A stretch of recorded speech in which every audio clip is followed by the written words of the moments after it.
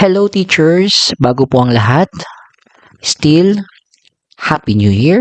And since bago ang taon, magkapakita naman tayo ngayon ng isa pang sample ng Monthly Instructional Supervisory Plan.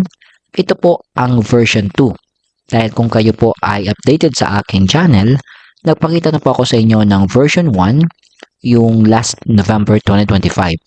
And so since may mga nag-request ng version 2, so ngayon po ay magkapakita tayo ng sample. So ito po ay para sa ating mga kapwa master teachers o kaya naman ay mga soon to be MTs. So kung nakikita nyo po ngayon, ito po yung ating template, yung format, yung heading natin, yung title natin dyan. So Monthly Instructional Supervisory Plan, January, and for this school year. And ito po mismo ang eksaktong nasa column names. Ito yon, yung CRA, Objectives, Enabling Projects, Success Indicators, MOVs, and Time Frame. So kung inyo pong makikita or mapapansin, may pagkakaiba siya sa version 1. Itong version 2, mas simple.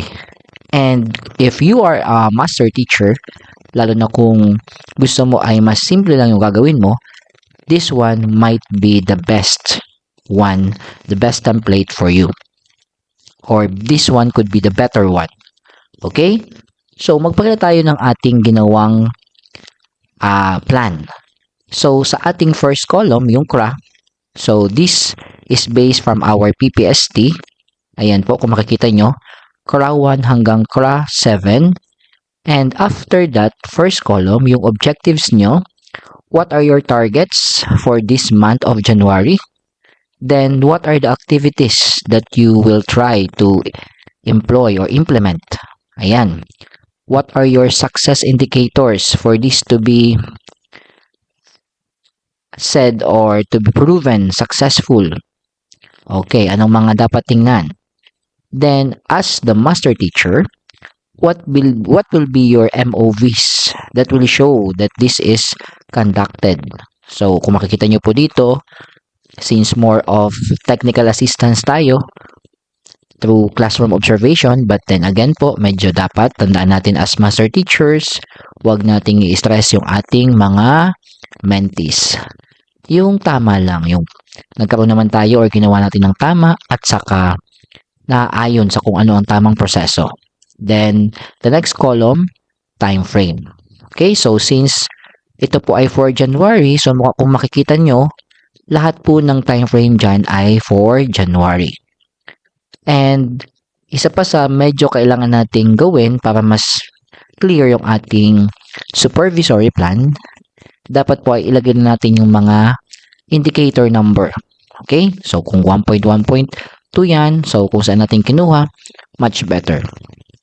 And since this one is needed sa ating future MOV if ever you are going to apply for higher teaching position, so dapat po ayusin natin yung ating supervisory plan. Kompleto dapat yan. So from July hanggang March ngayong 2025 to 2026. Then ito po yung signatory natin. Then sa baba po nakalagay din dapat ang ating as a footer yung ating mga data. Okay, sa school. Yan.